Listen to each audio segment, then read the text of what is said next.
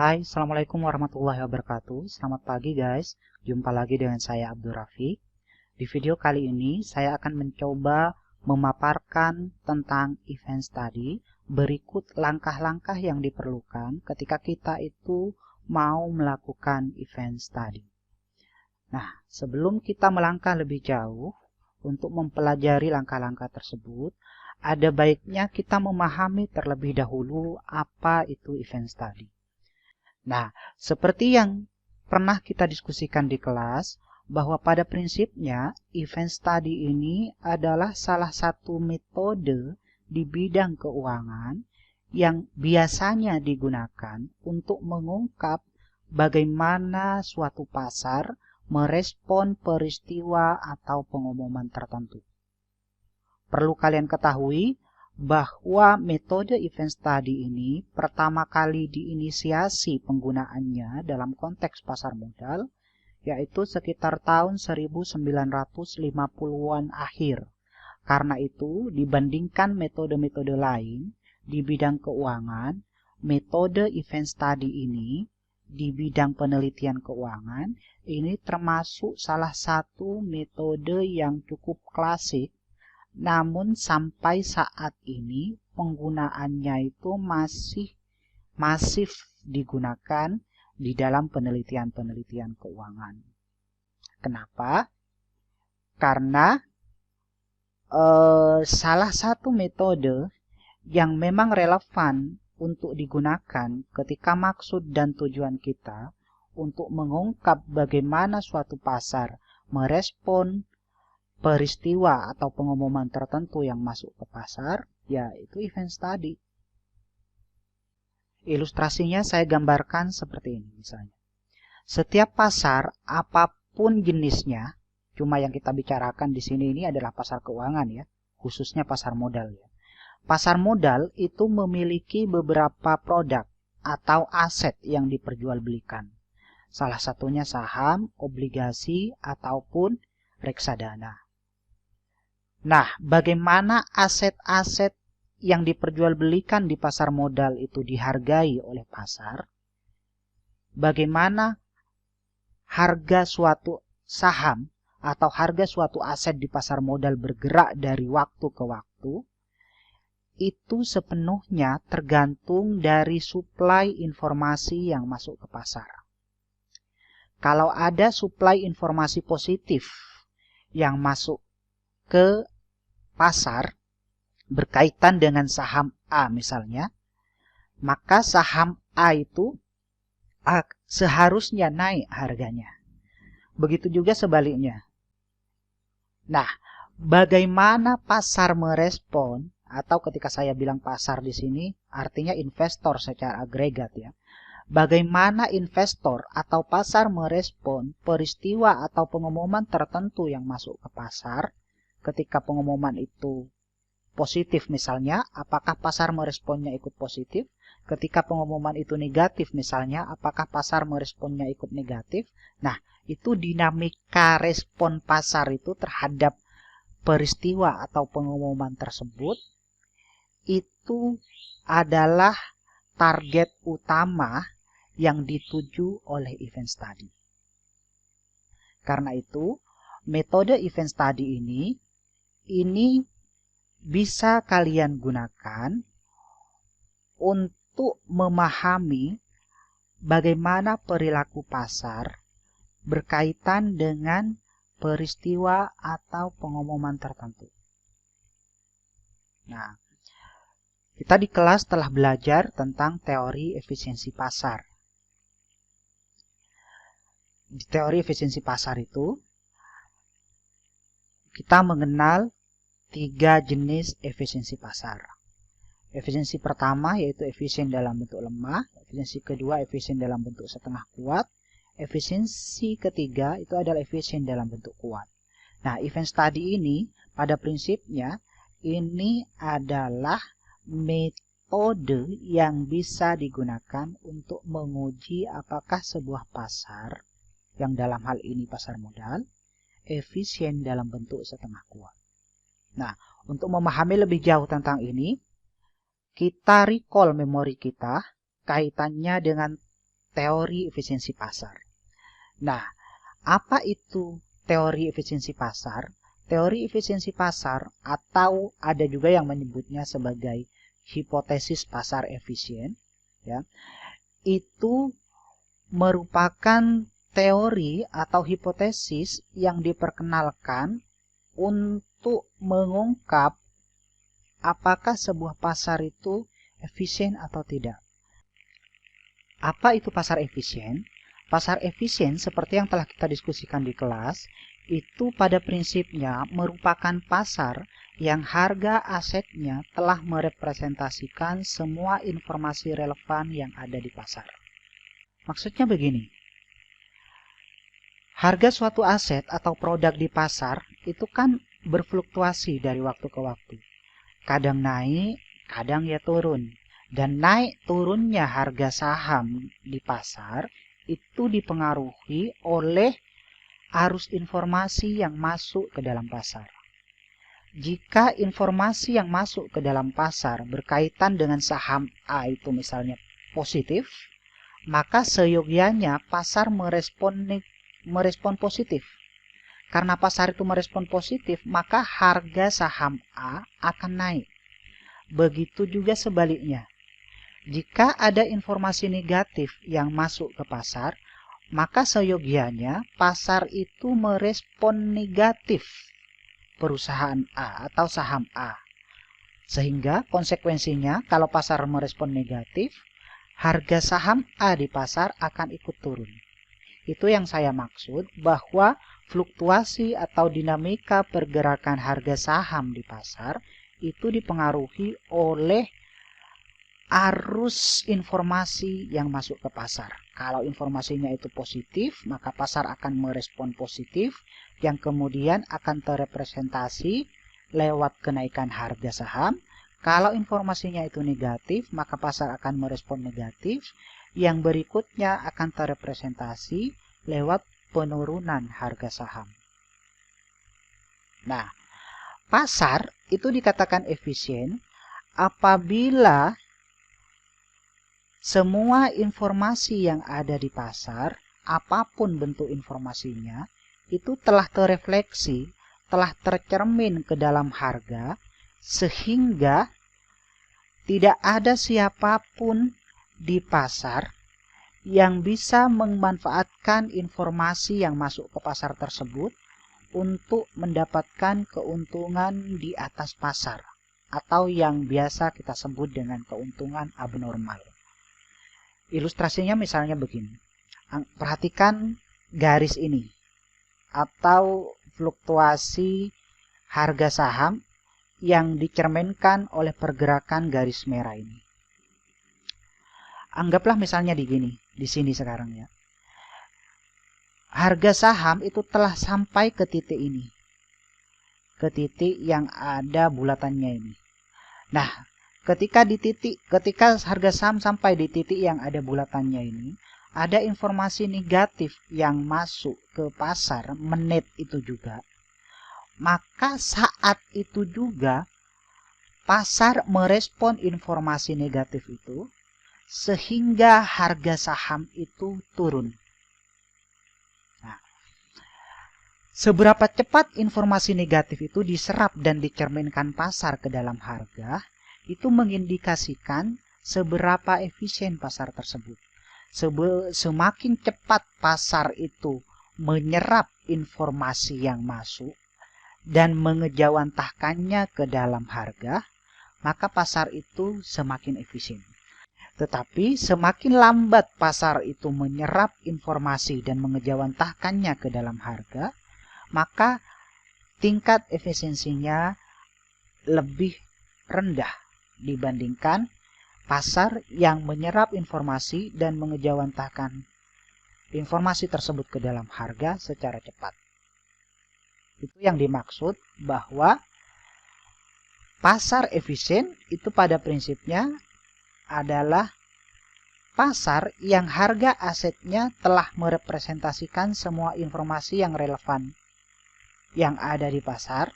Karena semua informasi telah terrepresentasikan ke dalam harga, maka tidak ada seorang pun di pasar yang bisa memperoleh keuntungan abnormal dengan memanfaatkan informasi tersebut.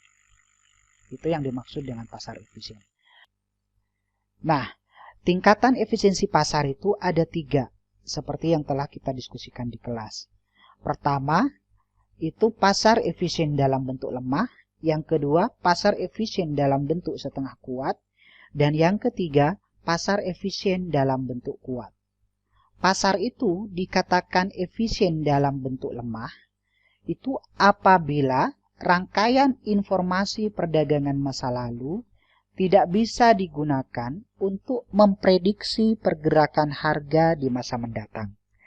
Atau dengan kata lain, informasi perdagangan di masa lalu itu telah tercermin ke dalam harga aset atau harga saham itu sendiri, sehingga informasi perdagangan di masa lalu itu tidak lagi bisa digunakan untuk memprediksi pergerakan harga di masa mendatang.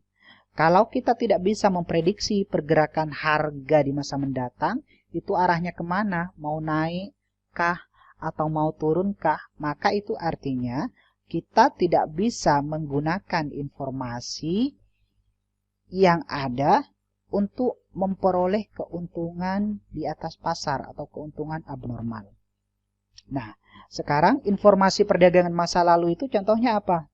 Contohnya misalnya harga masa lalunya, harga di hari-hari sebelumnya, harga di minggu-minggu sebelumnya, harga di bulan-bulan sebelumnya. Jadi informasi yang berkaitan dengan perdagangan itu bisa berkaitan dengan return atau harga masa lalu, bisa volume dan frekuensi perdagangan di masa lampau. Nah, kalau sekarang itu kan banyak ya, terutama mereka yang percaya analisis teknikal, banyak di pasar orang-orang yang menggunakan pola-pola yang terjadi di masa lalu, mempelajari pola-pola yang terjadi di masa lalu, pola pergerakan harga ya. Jadi kalau harga itu bergeraknya itu kayak gimana, nanti digambarkan, dicari polanya.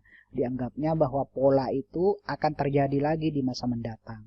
Itu artinya bahwa kita menggunakan informasi perdagangan di masa lalu untuk memprediksi pergerakan harga di masa mendatang. Itu yang dilakukan oleh mereka yang percaya bahwa perdagangan di masa lampau datanya itu bisa digunakan untuk memprediksi harga saham.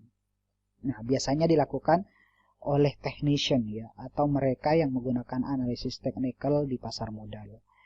Nah, kalau kita percaya bahwa pasar itu efisien dalam bentuk lemah, itu artinya bahwa apa yang dilakukan oleh mereka yang mempelajari pola-pola di masa lalu untuk memprediksi pergerakan harga di masa depan itu tidak relevan, karena menurut hipotesis pasar efisien, pasar itu kalau efisien dalam bentuk lemah, maka informasi perdagangan di masa lampaunya itu tidak akan bisa digunakan untuk memprediksi pergerakan harga di masa mendatang. Nah, itu pasar yang efisien dalam bentuk lemah.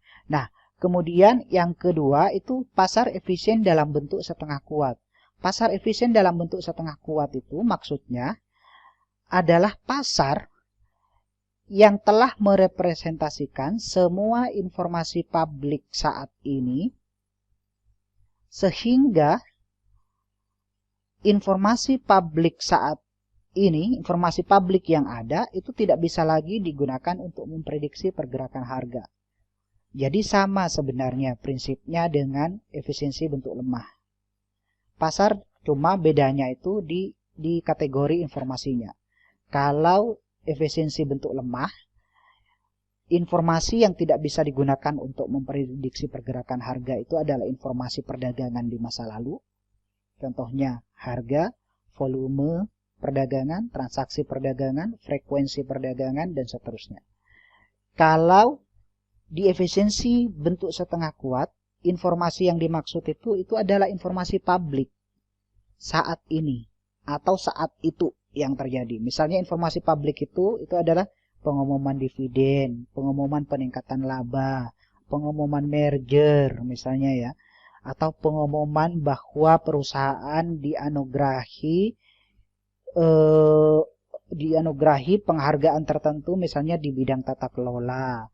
Nah, itu pengumuman yang berkaitan dengan perusahaan, tapi terjadi saat itu. Ketika itu pengumuman masuk ke dalam pasar, bagaimana pasar meresponnya gitu. Ketika pengumuman-pengumuman seperti itu tadi yang saya sebutkan tidak bisa lagi digunakan untuk memprediksi pergerakan harga di masa mendatang, maka dapat dikatakan bahwa pasar itu efisien dalam bentuk setengah kuat. Nah, kemudian yang ketiga, itu pasar itu efisien dalam bentuk kuat. Pasar efisien dalam bentuk kuat itu maksudnya, itu adalah pasar yang semua asetnya itu telah mencerminkan semua informasi privat yang ada. Informasi privat itu maksudnya informasi yang masih beredar di kalangan manajer misalnya ya, di kalangan orang dalam perusahaan dan belum rilis ke publik secara luas. Nah, informasi privat ini kalau bisa diakses oleh investor, maka akan bisa digunakan oleh investor untuk mengambil keuntungan di pasar atau untuk mengambil keuntungan abnormal. Misalnya begini, saya misalnya punya om bekerja di perusahaan A yang sahamnya itu terdaftar di pasar modal. Karena om saya ini misalnya adalah direktur utama dari perusahaan A itu, maka om saya ini itu mengerti benar seluk-beluk perusahaan saat ini kayak gimana. Misalnya, om saya tahu bahwa perusahaan saya ini baru dapat proyek besar nih. Dapat proyek besar yang kalau ini berhasil, maka pendapatan perusahaan atau laba perusahaan di 3 tahun mendatang itu akan meningkat sebesar 10 kali lipat dibandingkan sebelumnya. Misalnya. Tetapi informasi ini cuma om saya yang tahu. Belum dirilis ke publik informasi ini. Karena om saya itu adalah orang dalam atau direktur utama di perusahaan A. Om saya ini misalnya lalu memberikan informasi itu ke saya. Karena om saya tahu bahwa saya ini adalah investor di pasar modal. Bilang ke saya misalnya, oh perusahaan A akan dapat tender proyek yang om yakin hampir 100% bahwa ini akan berhasil dan akan mempengaruhi laba perusahaan 3 tahun mendatang. Diinformasikan informasi itu ke saya. Itu informasi privat. Karena saya memiliki informasi tersebut dan orang lain yang ada di pasar belum memilikinya, maka apa yang akan saya lakukan kalau saya memiliki informasi tersebut? Yang akan saya lakukan, saya akan memborong saham perusahaan A. Saya akan memborong saham perusahaan A, lalu nanti saya jual ketika perusahaan A ini harga sahamnya meningkat. Saya borong saat ini, nanti ketika misalnya informasi privat tadi telah dirilis ke publik, pasti publik akan meresponnya positif. Karena publik itu akan meresponnya positif, maka harga saham akan naik secara otomatis. Tapi karena saya itu telah curi start, membeli di harga sebelumnya yang mungkin lebih rendah dari harga ketika pengumuman atas informasi tersebut dirilis, maka saya mendapatkan keuntungan lebih dibandingkan kebanyakan orang di pasar. Karena saya dapat harga lebih murah nih, karena informasi belum diumumkan. Ketika informasi telah diumumkan, harga naik, dan ketika naik itulah saya kemudian jual, orang baru beli, saya udah dapat keuntungan. Itu yang dimaksud bahwa informasi dapat dimanfaatkan atau dapat digunakan untuk memperoleh keuntungan di atas pasar, keuntungan di atas normal, keuntungan di atas rata-rata kebanyakan orang. Itu maksudnya. Sehingga pasar dikatakan efisien dalam bentuk kuat apabila harga asetnya telah merepresentasikan semua informasi privat yang bahkan belum dirilis ke publik. Sehingga tidak ada seorang pun yang bahkan bisa menggunakan informasi privat ini untuk memperoleh keuntungan di atas normal atau keuntungan abnormal. Nah, jadi kembali bahwa konsep efisiensi pasar itu pada prinsipnya itu adalah pasar yang harga asetnya telah merepresentasikan semua informasi relevan yang ada di pasar, sehingga tidak ada seorang pun investor yang akan mampu menggunakan informasi tersebut untuk memperoleh keuntungan abnormal. Nah, informasi tersebut itu dibagi menjadi 3 lapisan tadi, yaitu informasi perdagangan masa lalu, seperti misalnya harga saham masa lalu, volume perdagangan masa lalu, frekuensi perdagangan masa lalu, dan sejenisnya. Jika informasi-informasi sejenis ini tadi, ya, informasi perdagangan masa lalu ini tidak bisa digunakan untuk memprediksi pergerakan harga di masa mendatang oleh investor, dalam artian tidak bisa digunakan untuk mengambil keuntungan di atas normal, maka pasar itu dikatakan efisien. Nah, informasi di lapisan kedua itu adalah informasi publik, seperti pengumuman dividen, pengumuman merger, pengumuman akuisisi, pengumuman bahwa perusahaan itu mendapatkan award karena tata kelolanya baik, dan seterusnya. Itu kalau informasi-informasi seperti itu tidak bisa lagi digunakan oleh investor untuk mengambil keuntungan di atas normal, maka pasar itu dikatakan efisien dalam bentuk setengah kuat. Kemudian di lapis ketiga ada informasi privat. Nah, informasi privat itu informasi yang hanya diketahui mungkin oleh manajemen perusahaan, oleh para manajer yang ada di perusahaan, dan belum dirilis ke publik. Nah, informasi-informasi privat ini bahkan jika misalnya berhasil diketahui oleh orang-orang tertentu dan kemudian tidak bisa dimanfaatkan oleh orang tersebut untuk mengambil keuntungan di atas normal, untuk memprediksi pergerakan harga di masa mendatang, maka pasar itu bisa dikatakan efisien. Nah, kaitannya dengan event study, seperti yang saya jelaskan di awal, event study ini pada prinsipnya itu adalah suatu metode di keuangan yang digunakan untuk menguji ini, efisiensi pasar dalam bentuk setengah kuat. Ya. Untuk efisiensi pasar dalam bentuk lemah atau dalam bentuk kuat, itu metodenya tersendiri. Ya. Yang perlu kita ketahui terlebih dahulu bahwa event study itu adalah metode yang dilekatkan kepada upaya untuk menguji apakah pasar itu efisien dalam bentuk setengah kuat atau tidak. Kenapa? Karena event-event atau peristiwa yang biasanya jadi objek studi di event study itu adalah informasi publik, seperti pengumuman dividen, pengumuman peningkatan laba, dan seterusnya.